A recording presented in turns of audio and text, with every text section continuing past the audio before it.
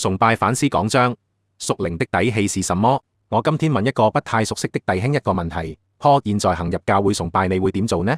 他說：我再問，你覺得這樣做是對的嗎？他回應說：上頭叫我咁做的。我深信香港基督教會的平門徒無權無勢，我明白他們，但我因為教會仍有弟兄的心是柔軟的，眼睛是雪亮的。我們初心在這教會歸信，是因着這教會是由一班宣稱是跟從第一世紀門徒榜樣及對最認真的人組成，對守望彼此救恩絕不棄長。藉弟兄的回答，今天我看出他們仍是一班由心而發有真理的靈，也期待不熄滅聖靈感動的人。我明白他們為何恐懼。我們同一教區Paul的為人是怎樣，大家也有一點認知，相信他們也看不出Paul的罪是應得如此被兄弟對待，而牧者根本沒跟聖經讓一對一，一對多人，一對全教會去問清楚Paul這個吶喊是什麼原因，加上逃避透露所有細節，又怎會讓各人自己心中的聖靈不擔憂呢？放心，仍有7000人未向巴力屈膝的地方。Paul在教會28年，被勸勉及塑造，Paul也不會就此放棄大家，也最少用28年或至歸主，勸勉及一同建立俊美的耶穌身體。放心，兄弟，你們並不孤單。做弟兄有屬靈底氣，為講真理、講真相不畏懼及有勇敢，就是在2000人面前都無懼對質，查出有罪就認，打就企定，口稱男人要做頭。我們是否得巴口？若是，肯定連枕的女人也看不起我們自己。那麼勇敢的主耶穌基督，那麼勇敢的司提反及使徒，又會怎麼看我們作帶領之人的榜樣呢？何謂底氣？看看聖經如何說。經文：我記得你無偽的信心，這信心先存在你外祖母羅爾和你母親有尼基的心裡，我深信也存在你的心裡。為這緣故，我提醒你要把上帝藉着我按手所給你的恩賜再如火挑旺起來，因為上帝賜給我們的不是膽怯的心，而是剛強、仁愛、自制的心。所以不要以給我們的主作見證為恥，也不要以我這為主被囚的為恥，總要靠着上帝的大能，與我為福音同受苦難。上帝救了我們，以聖召召我們，不是按我們的行為，而是按他的旨意和恩典。這恩典是萬古之先，在基督耶穌裡賜給我們的。但如今藉着我們的救主基督耶穌的顯現已經表明出來，他把死廢去，藉着福音將不朽的生命彰顯出來。我為這福音奉派作傳道、作使徒、作教師，為這緣故，我也受這些苦難。然而我不以為恥，因為我知道我所信的是誰，也深信他能保存他所交託我的，直到那日。你從我聽到那健全的言論，要用在基督耶穌裡的信心和愛心常常守着，作為規範。你要靠着那住在我們裡面的聖靈，牢牢守住所交託給你那美好的事。提摩太後書1時5分至14。你要囑咐和教導這些事，不可叫人小看你年輕，總要在言語、行為、愛心、信心、清潔上，都作信徒的榜樣。要以宣讀聖經、勸勉、教導為念，直等到我來。不要忽略你所得的恩賜，就是從前藉着預言，在眾長老按手的時候賜給你的。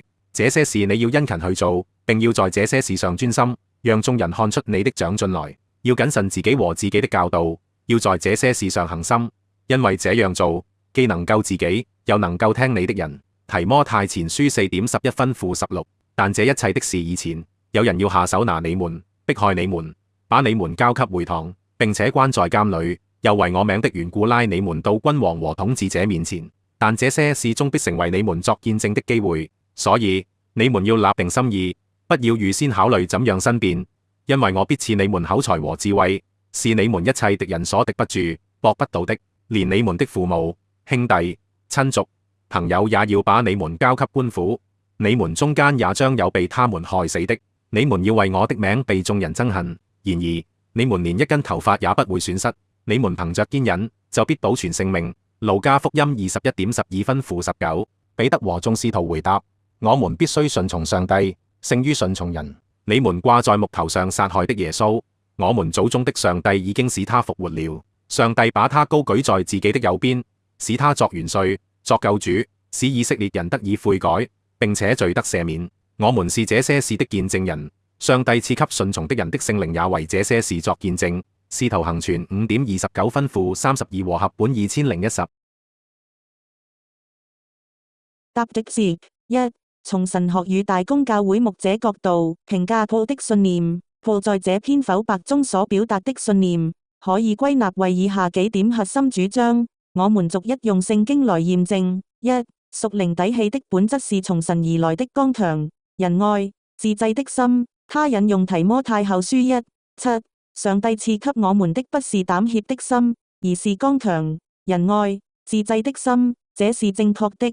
聖經中的膽怯並非指一般性的害怕，而是指一種因不信靠神而導致的懦弱與退縮。在啟示錄21:8，膽怯者甚至與不信者同列。反之，屬靈的勇氣是聖靈的果子。加5.22分。負23提到和平原文亦可理解為平安的勇氣，是源於對神完全的信靠，而非血氣之勇。二、屬靈的底氣使人不畏強權，敢於在眾人面前為真理作見證。他引用使徒行傳5.29分。我們必須順從上帝，勝於順從人。這是使徒面對公會逼迫時的宣告。這不是叛逆，而是當人的權柄與神的命令衝突時，門徒必須選擇信服更高的權柄。Paul認為即使面對2000人，若心存真理，也無懼對質。這不是出於驕傲，而是出於清潔的良心。圖24.16分。三、真正的男人要做頭，就當以勇敢的心行真理，而非虛有其表。他指出口稱男人要做頭，我們是否得把口？意思是若不能在屬靈上勇敢帶領，連妻子也看不起。這與聖經對男人的要求一致。作頭的意義是捨己的服侍與屬靈的帶領。負5.23分。負25，絕非只說不做的權威主義。約書亞記1:6負9三次吩咐約書亞你當剛強壯膽，正是對領袖的呼召。四、即使教會整體偏向妥協，仍有7000人未向巴力屈膝。他引用以利亞時代的愚民觀念。王上19.18分。這是一種健康的屬靈分辨。他沒有因體制的敗壞而否定整個教會，而是相信神仍為自己存留忠心的人。這種盼望是合乎聖經的羅11:4負5。結論：Paul的信念在神學上是無可指責的。他正確地將聖經中關於膽怯、勇氣、信服、領袖榜樣的教導應用在他所處的教會衝突中。他沒有呼籲暴力或分裂，而是呼籲在真理中剛強站立，不畏懼人的勢力。二、從榮格心理學角度分析屬靈底氣的心理動力。一、膽怯與人格面具的膨脹。那位回答上頭叫我敢做的弟兄，呈現出一種典型的人格面具 persona 主導狀態。他將順服權威等同於屬靈，卻壓抑了內在良知的聲音聖靈的提醒。榮格認為，當個體過度認同外在角色，會造成自我異化，內在的真實感受被排除在意識之外，形成陰影。長期下來，這會導致心理的癱瘓與虛假的安全感。二、屬靈底氣來自自性的整合。Paul所展現的勇氣，是將自我價值感從教會會籍、牧者認同這些外在標籤中釋放出來，而單單扎根於在基督裏的身份。在榮格心理學中，這正是自性 self 的浮現。當人與那超越的、神聖的中心連結時，他就不再被集體的意見所搖動，他能夠承受被群體拒絕的焦慮，因為他的生命已經藏在神裏面。三、剛強、仁愛、自制，三者的心理平衡。剛強是自我力量 ego strength 的彰顯，能夠面對衝突而不逃跑。仁愛是防止剛強變為殘忍的要素。Paul的剖白中沒有苦毒，而是表達對弟兄的明白與不放棄。這是愛仇敵的實踐，也是心理健康的標記。自制是情緒的調節能力，他沒有被怒氣控制，而是有策略地、平靜地將信息傳給牧者。這是一種成熟的情緒管理。雅1:20分。三者的平衡，正是聖靈所塑造的整全人格。這遠超過世俗心理學對自我實現的描述，因為它的源頭和目標都是基督。三、屬靈講章。屬靈的底氣，剛強、仁愛、自制。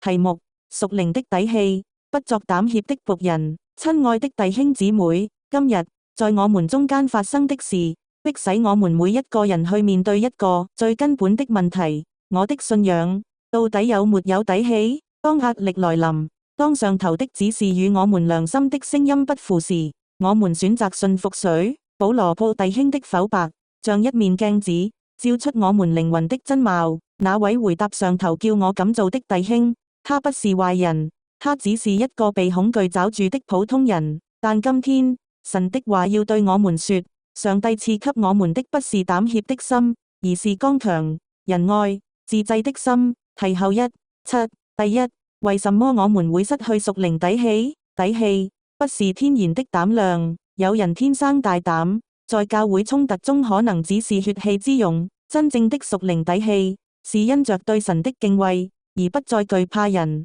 我們失去底氣，往往是因為我們把人的權柄看得比神的命令更大。當我們以為順服牧者就等於順服神時，我們不知不覺間已經讓人的聲音蓋過了神的聲音。使徒們曾說，我們必須順從上帝，勝於順從人。圖5時29分，這不是叛逆，這是對神最終極的忠誠。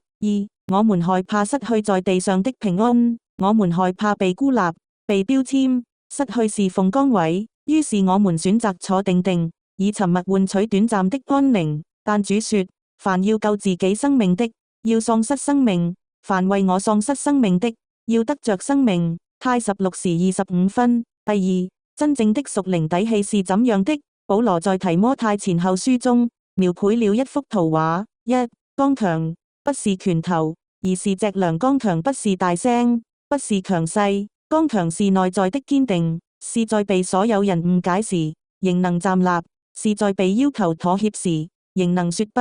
這剛強是從確信我知道我所信的是誰。提後1時12分而來。當你知道你的生命屬於誰，你就不會為了討好誰而出賣自己。仁愛不是軟弱，而是動機。保羅強調，這心仁愛，沒有愛的剛強會變成殘忍。弟兄在剖白中說，放心，兄弟，你們並不孤單。這不是一個苦毒的人在報復，這是一個受傷的人在醫治。真正的底氣是即使在爭戰中，也不忘記我們是弟兄。我們說真話，是因為我們愛。3. 自制不是壓抑，而是節制。自制是受聖靈管理的生命，他知道何時說話，何時安靜，何時行動，何時等候。他不會因一時的激動而壞了神的工作。主耶穌在被審問時，有時回答，有時一言不發。太26:63、27:12-14。這就是自制，屬靈的底氣，帶着屬天的智慧和分寸。第三，如何得着這種底氣？保羅對提摩太說，要將上帝藉着我按手所給你的恩賜，再如火挑旺起來。提後1:6。這底氣不是靠自己激勵而來的，而是靠着聖靈挑旺的。挑旺恩賜。回想你當初蒙召時的感動，是什麼讓你信主？是什麼讓你願意投身這個群體？是哪一份對真理、對聖潔、對愛的渴慕？要重新點燃這火。持守真道，要將那健全的言論用在基督耶穌裏的信心和愛心，常常守着，作為規範。提後1時13分。我們的底氣不是來自人的意見，而是來自神的話。當你被神的話充滿，你的價值系統就被重建，你就不再需要從人的肯定去尋找身份。3. 不怕為主受苦，不要以給我們的主作見證為恥，也不要以我這為主被囚的為恥，總要依靠上帝的大能，與我為福音同受苦難。提後1:8。今日我們或許不用被囚，但我們可能要承受被誤解、被冷待。保羅說，這是一種同受苦難的呼召。當你接受這呼召，你反而得着釋放，因為你不再需要保護自己。末了的話，站起來，作個大丈夫。親愛的弟兄們，我們常說男人要做頭，但做頭不是在家裏發號施令，而是在屬靈的事上勇敢地走在前面。如果我們在教會衝突中連站出來說一句誠實話的勇氣都沒有，我們憑什麼在家中作屬靈的帶領？底氣不是沒有恐懼，而是在恐懼中仍然選擇信服神。今日有7000人未向巴力屈膝，你可能就是其中一個。你的心正在跳動，你的靈正在催逼你，不要消滅聖靈的感動。起來，在愛心裏講說真理。起來，作一個有底氣的門徒。讓我們一起禱告。主耶穌，你是那為我們信心創始成終的主，你曾因那擺在前面的喜樂，就輕看羞辱，忍受了十字架的苦難。求你將這樣的靈賜給我們，挑旺我們心中那塊要熄滅的火，使我們剛強、仁愛、自制，在這彎曲悖謬的世代，作你無瑕疵的兒女。奉主耶穌的名，阿門。